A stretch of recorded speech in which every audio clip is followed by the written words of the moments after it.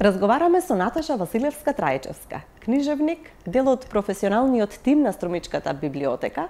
Меѓутоа, темата на нашиот разговор овој пат нема да биде книжевноста, туку нејзината активност во Фондацијата Елеуса, како дел од волонтерите кои што последниот период придонесуваат за подобро утро, за подобро благосостојба на голем број граѓани.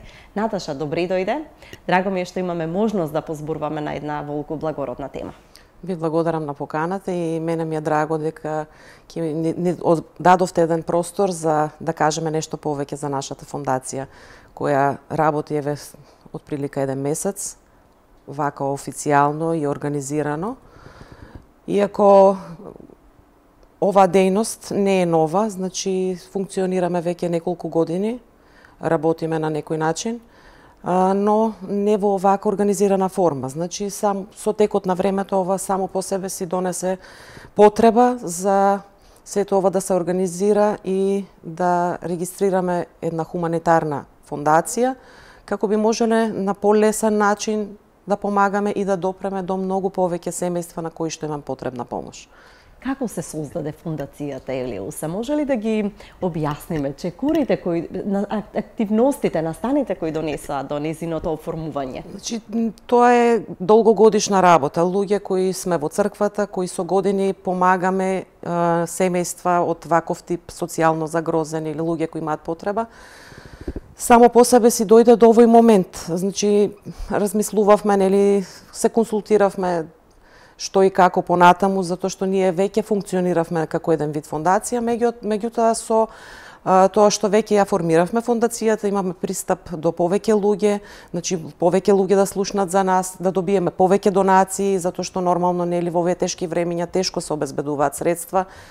Макар што ние не работиме само со пари, нели не бараме само донации во пари, туку бараме донации во облека, во постелнина, храна и така натаму, кој што може и колку може да ни помогне, со тоа што да им помогне на семејствата на кои што тоа им најпотребно.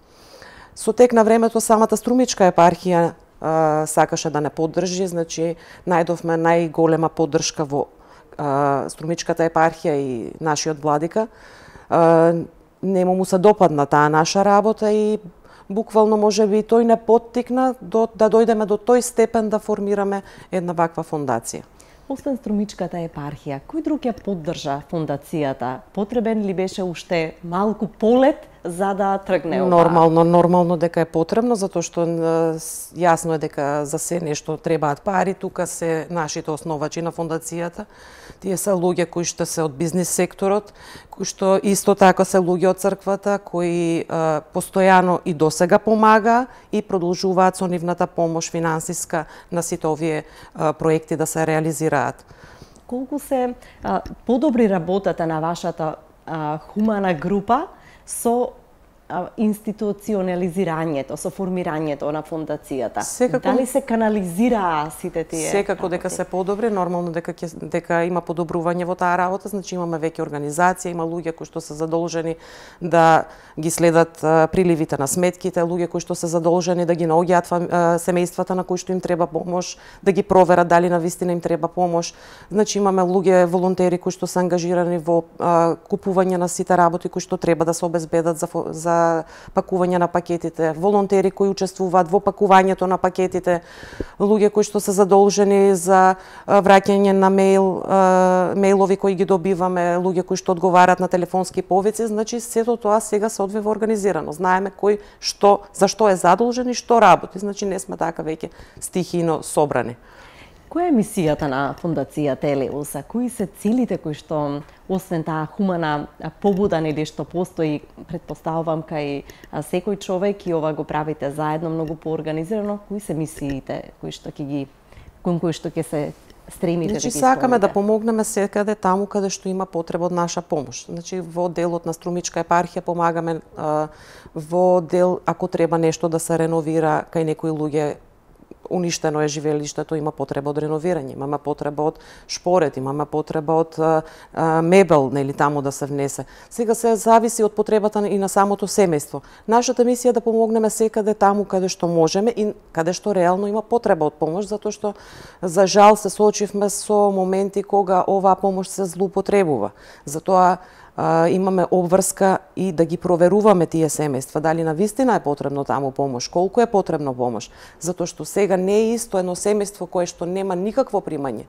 Значи, апсолутно е оставено, што се вика, на Бога, ние сме тука да им помогнеме, но луѓе кои што примаат или имаат некои примања во смисол плата, или земаат социјална помош, или земаат помош за трето дете, или работат на црно. Значи, мораме сето тоа да го испитаме до детали, за да знаеме дали да помогнеме и колку да помогнеме. Секако дека и таму, во такви социјални семејства, сигурно дека има потреба од некоја помош, но сигурно во помала мера од другите семејства кои што немаат буквално никакви примања. И сега нашата мисија е токму да ги таргетираме тие луѓе кои што немаат апсолутно ништо, самохрани родители. Имаме мајки самохрани кои што се болни од карцином и не можат реално да одат на работа. Тие се луѓе кои што таму навистина требаме и мораме да им помогнеме. Не се работи само за делот на Струмичка епархија, значи веќе имаме испратено преку 15 пакети и надвор од Струмичка епархија, значи во Охрид, во Кичево, во Гостивар, во Скопје неколку пакети, во Ранковце, Куманово, Свети Николе, значи помагаме навистина таму каде што има потреба од наша помош. Колку активности имате реализирано досега? Иако краток период релативно постои фондацијата, сепак се гледа дека е активна, дека се случуваат многу настани поврзани со хуманоста, со дарувањето. Може ли да се сублимира некако? Па ете, можеме да кажеме дека испративме преку 60 пакети тука во нашата Струмичка епархија, меѓутоа после тие испратени пакети, нели, тогаш официјално ја представивме нашата фондација, дека официјално постои и дека секој што има потреба од помош може да напобара. Од тогаш навака, значи, станува збор за не пол месец, откако тоа се објави јавно, од кога почна да функционира нашата Facebook страница и нашиот телефонски број. Значи, од тогаш навака имаме преку 30-40 повици надвор од нашата епархија. Значи, зборуваме за луѓе кои не живеат во Струмица или Струмичко. И реализиравме доста од тие пакети, значи испративме доста пакети, преку 5-16 пакети се веќе испратени, семејства имаат добиено помош во храна и средства за хигиена, на кои им требаше пелени за бебиња, се испрати пелени за бебиња, храна за бебиња. Имавме 2 семејства кои им неопходни им беа дрва за огрев, значи и таму помогнавме, им обезбедивме дрва за огрев. И продолжуваме понатаму, значи секаде каде што сме потребни, гледаме да бидеме таму и да помогнеме. Значи се трудиме да помогнеме секаде каде што има навистина реално потреба. Откако постои фондацијата, дали се пријавуваат донатори? Каков е интересот не само на Струмичкиот во овој регион, туку дали има и од надвор, бидејќи јавна е работата на фондацијата и видлива последно време? Значи имаме конкретно од Струмица, луѓе многу се јавуваат што сакаат да донираат мебел, сакаат да донираат постелнини, алишта за деца, за возрастни, обувки. Сето тоа ни треба. Меѓутоа имаме и луѓе кои што нормално донираат средства, не само од тука од нашата држава, туку станува збор за донации од надвор. Наши луѓе кои се иселени беа многу заинтересирани уште со првата објава дека постоиме како фондација. Ја објавивме нашата денарска жиросметка, меѓутоа имавме многу побарување за девизна сметка на која што сакаат да оплаќаат средства луѓето што живеат надвор од Македонија. Пред 1-2 недели отприлика се отвори и таа девизна сметка, значи сега имаат шанса и тие да пуштаат средства од надвор. Така, мислам дека имаме доволно средства, се што е повеќе, нормално дека е подобро, ќе можеме и полесно да работиме. Така. Има ли потреба од волонтери во фондацијата? Во кои сегменти, ако има, нели, таква потреба и како би можеле заинтересирани граѓани да учествуваат со својот труд? Значи, волонтери, помошта, секоја помош е добродојдена. Ама во моментов, од се друго што ни треба, во смисол донации, најмногу имаме волонтери. Значи, фала му на Бога, луѓето кои што се во црквата, се голем дел од нив ангажирани, работат, функционираме добро, немаме некоја голема потреба од луѓе кои што би можеле да ни помогне, меѓутоа секоја помош на нас ни е добродојдена. Никој не би одбиле. кога се јавуваат граѓани за помош, која е најголемата потреба? Каде се јавуваат, каде се јавува најголемиот недостаток кога треба да им се излезе во пресрет на граѓаните? Дали станува за повеќе за храна или има граѓани кои што се во тешки животни услови, па потребни се повеќе зафати и посериозни средства за да Имаме секакви случаи, значи да речам 80% од луѓето бараат храна. Тие луѓе бараат храна и средства за хигиена, значи ги немаат основните работи, или им треба да им се помогне за да може да го истераат месецот до крај со тие примања малечки што ги имаат. Меѓутоа имаме и такви проекти. Моментално се завршува еден дом во Владевци, во кој што се работеше последниот 1 месец. Таму и самиот свештеник кој што е задолжен за тој терен цело време ангажиран и помага. Имаме саработи на еден дом во село Банско. Исто сакаме на едни луѓе кои што се во тешка ситуација да им обезбедиме барем 2 соби во кои што ќе можат да функционираат и да живеат. Има луѓе, значи бараат кровови да им се сменат или немаат купатило да им се направи или не знам што. Меѓутоа тие се надвор од нашата епархија. Сметаме дека има и други организации кои што делуваат на нивниот терен и кои што би требало да се ангажираат да помогнат во тој дел. Ние ги јазимаме на своја одговорност во тој момент да помогнеме со храна. Значи да им обезбедиме храна барем на тие луѓе, меѓутоа не сме и ние нели се мокни за да може секаде да помогнеме и се да направиме. Има ли иницијативи за или еве пример на вмрежување во смисол да се поврзате со некоја друга организација, па заеднички нешто да се заврши? Иако релативно краток период функционира фондацијата, сепак ќе што покажува досегашното работење? Значи веќе имаме контакти со тие градови каде што имаме побарувања за помош, досега веќе си воспоставивме контакти, имаме веќе своји значи волонтери во тие градови, луѓе кои што во секој момент можеме да ги контактираме и да прашаме тоа и тоа семејство ни бара помош, може ли да ги проверите дали е тоа вистина, дали е така и што навистина има потреба таму. Плюс почнуваме да стапуваме во контакти со други хуманитарни организации кои што помагаат на ист начин, за да можеме да се координираме. Доколку некаде е пуштен веќе пакет за овој месец од таа организација, нели ние тој пакет да не го испраќаме, туку да го испратиме реално на друго семејство кое што нема добиено ни еден пакет. Дојдовме во ситуација што се случи, например, некое семејство добило овој месец 5 пакети од 5 различни хуманитарни организации, а некој не добил ни еден пакет. Значи таму нема да испратиме, ако веќе некој добил, ќе го испратиме онаму каде што нема добиено ни еден пакет. Во такви ситуации е клучна комуникацијата. Мораме да имаме комуникација со тие организации, баш од тој аспект да бидеме на чисто каде е помогнато веќе, затоа што имаме многу барања, а не можеме сигурно сите да ги покриеме. Така.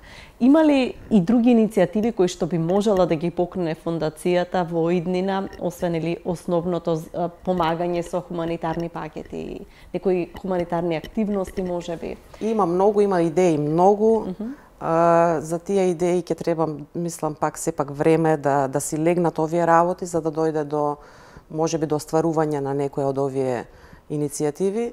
Не би сакале сега да откриваме што планови имаме, секако сакаме да помогнеме во повеќе аспекти на животот на овие загрозени семејства. Не е само решението храната, нели хигиенските средства или кебето што ќе му го дадеш или фотелјата или не знам што, значи многу повеќе работи има таму. Се случува семејства каде што има потреба од психолошка помош, има семејства каде што можеби ќе треба да им помогнеме да се најде работа за некои од тие членови на семејството.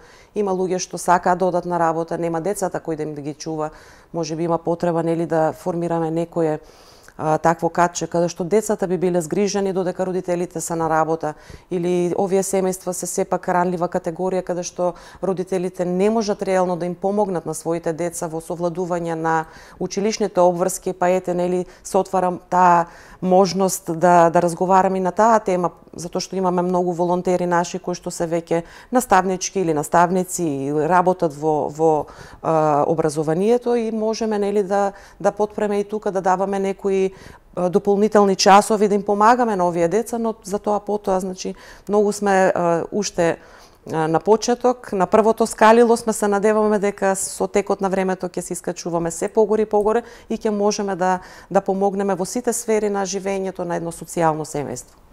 Зборуваме за фондацијата и онака како што ги презентирате и активностите, се чини дека е сложен процес, дека има голема и одговорност, но и сигурно не е едноставно да се комуницира со семејства кои што се наоѓаат во тешка ситуација. Од друга страна пак, какво е задоволството да се знае дека некому сте му помогнале или сте внеле барем малку светлина во тешкото секојдневие? Значи тешко е, да, кога ќе ви се јават, кога вие морате да проверите дали е таа реална ситуација, е тешко и ако некого одбиете, повторно нели имате некоја грижа на совеста дали постапивме правилно, дали навистина тие луѓе навистина немаа потреба од нас.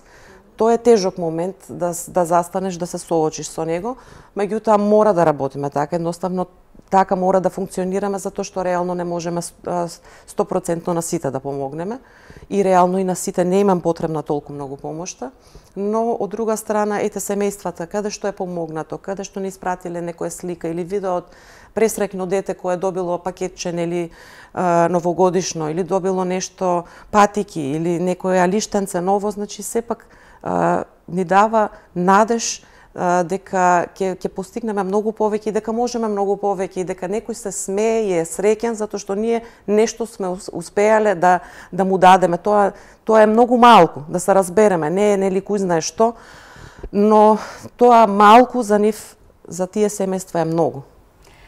Хуманата работа дефинитивно прави промени во човекот. Еве од твој аспект, каква промена ти доживеа изминатите неколку години кога си дел од една таква организација? Значи со тек на време се учите да ги слушате луѓето, значи да ги слушувате до крај. Добивате некое смирение, како да објаснам, значи се смирувате и просто станувате благодарни на Бога затоа што ете јас имам повеќе значи од овој човек. Значи Бог на мене ми дал.